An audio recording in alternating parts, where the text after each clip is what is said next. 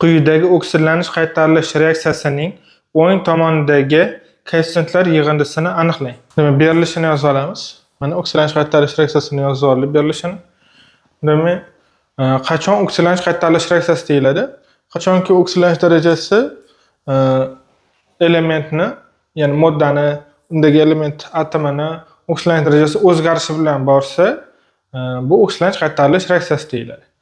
Demak, undan oldin har bir elementni oksidlanish darajasini yozib olamiz moddadagi. Va uni ichidan oksidlanish darajasi o'zgarganlarini aniqlaymiz. Birinchi, kaliy permanganatda demak oksidlanish darajasini yozib olamiz har bir elementni. Oksidlanish daraja ko'pincha valentligi bilan bir xil bo'ladi. Masalan, kaliyning valentligi 1, demak oksidlanish darajasi ham +1. Plus yoki minusligini qayerdan bilamiz oksidlanish darajani? Tarkibidagi elementlarni nisbiy elektromanfiyligini qaraymiz. Mendeleyev jadvalida har bir elementning nisbiy elektromanfiylik berilgan. Nisbiy elektromanfiylik katta bo'lgan element manfiy zaryadlanadi. Nisbiy elektromanfiylik kichik bo'lgani plyus zaryadlanadi. Demak, bu yerda bu moddada kaliy, marganец, kislorod bor. Orasida nisbiy elektromanfiylik eng kattasi kislorod 3,5. Demak, u manfiy zaryadlanadi, minus zaryadlanadi. Valentligi ko'pincha 2, demak bu yerda ham 2. -2. To'g'ri kelyapti. Kaliy, marganец ularning nisbiy elektromanfiylik pastroq va boshqacha o'ylasa ham bo'ladi. Ya'ni metallarning nisbiy elektromanfiyligi odatda pastroq bo'ladi. Shuning uchun ham plyus zaryadlanadi. Metallar bilan metal emaslar kelsa, metal emaslar minus zaryadlanadi. Kislorod metal emas, demak minus zaryadlanyapti. Kaliy bilan marganец metal, nisbiy elektromanfiylik pastroq, shuning uchun ham demak plyus zaryadlanadi. Kaliy +1 ekan. Kislorod -2, 4tasi 2 × 4 8, -8 4tasi. Endi marganец ba'zi elementlarni valentligi o'zgaruvchan bo'ladi. Marganецga o'zgaruvchan demak valentligi. 2, 3, 4, 6, 7 valentli o'zgaruvchan. Demak, oksidlanish darajasi ham xuddi shunaqa o'zgaruvchan bo'ladi. +2, +3, +4, +6, +7 bo'lishi mumkin. Demak, o'zgaruvchan. O'zgaruvchan bo'lsa, demak, uni oksidlanish darajasini qolganiga qarab topsak bo'ladi. Ya'ni modda tarkibida plyus va minuslar zaryadlar soni teng bo'ladi. Bu yerda plyus hozircha bitta kaliyda, minus 8 ta bo'ldi. Plyus yetmayapti, plyus kamlik qilyapti. 8 dan 1 ayiramiz 7, plyus 7 ta yetmayapti. Mana. Demak, marganец oksidlanish darajasi +7. Mana har birini bu modda tarkibidagi har bir elementning oksidlanish darajasini aniqladik. Har bir modda tarkibidagi elementlarni oksidlanish darajasini xuddi shunday kaliy permanganat misolida aniqlab chiqamiz.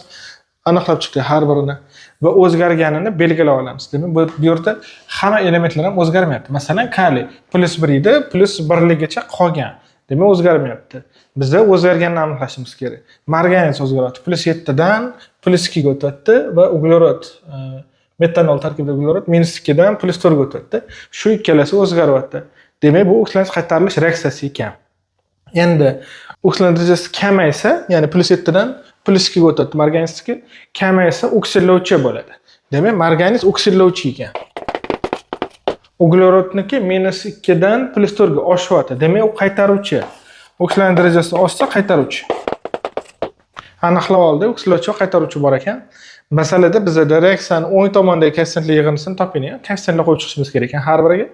Koeffitsiyentlar qo'yish odatda oksidlanish qaytarilish reaksiyasi oksidlovchi va qaytaruvchidan boshlanadi. Uning uchun oksidlovchi va qaytaruvchini yozib olamiz. Nechtaga o'zgarayotganini. Marganец +7 dan +2 ga 5 taga o'zgaryapti.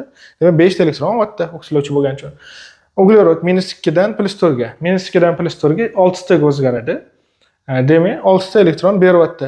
5 ga 6 ekan. Yozib olamiz. Nechta o'zgargan bo'lsa, 5 ga 6.